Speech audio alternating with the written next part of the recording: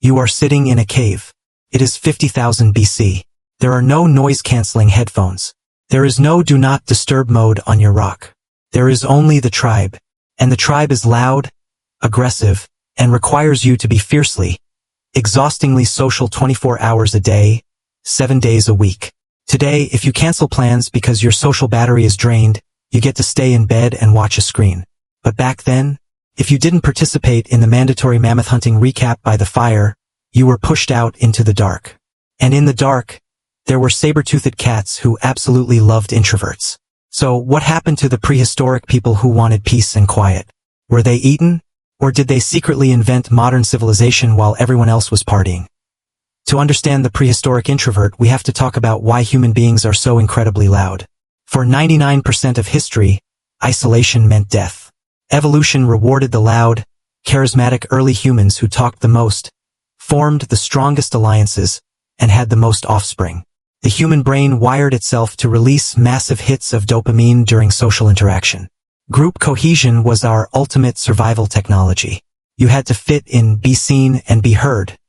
But there was a fatal flaw in this hypersocial strategy. Groups are confident, but groups are also incredibly stupid. When 20 early humans hyped each other up around a fire, they suffered from prehistoric groupthink. They made impulsive decisions and ignored red flags because everyone else was cheering.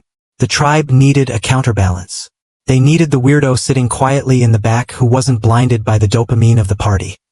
Enter the prehistoric introvert. Anthropologists suggest that introversion is not a genetic mistake or a modern personality quirk. It is an evolutionary superpower. While the social humans were busy gossiping and establishing the alpha hierarchy, the introverts were observing. Introverts have a higher baseline of cortical arousal. Their brains process external stimuli much more intensely. Loud environments overload their system, so they withdrew to the edges of the camp. And what do you do at the edge of the camp? You notice things. You learn migration patterns, you identify which berries are poisonous, and you figure out that if you chip a flint stone at a specific angle, you get a devastatingly sharp blade. The extroverts were the performers, but the introverts were the producers.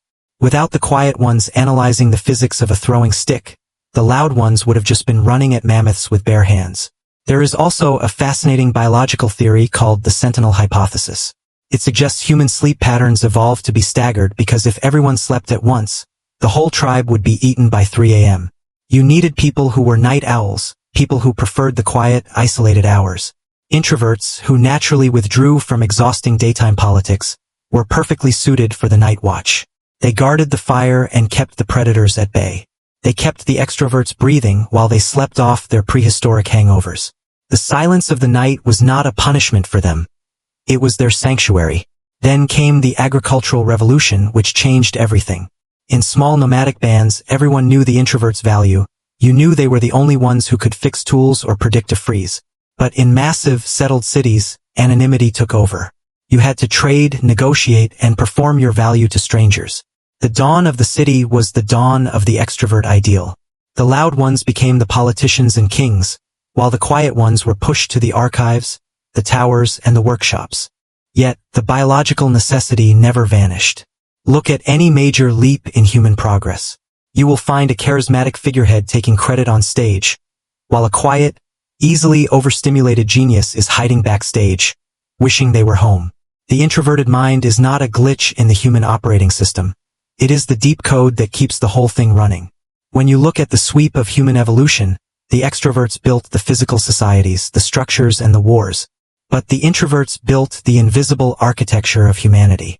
They built the philosophy, the careful calculations, and the early science that allowed those societies to function without collapsing.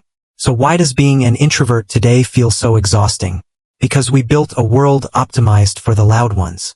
Open-plan offices, constant notifications, and mandatory networking events are a synthetic version of the prehistoric campfire that never stops. The modern world demands performance and penalizes the quiet observation that kept our ancestors alive.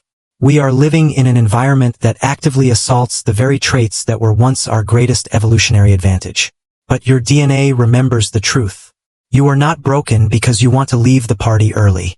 You are operating on an ancient, highly specialized biological software. You are the descendant of the careful observers, the night watchers, and the toolmakers. Your ancestors were the quiet ones who kept the species from walking off a cliff because everyone else was too busy talking.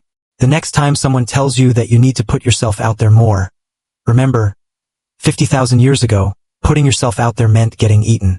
Staying inside, staying quiet, and paying attention was called surviving.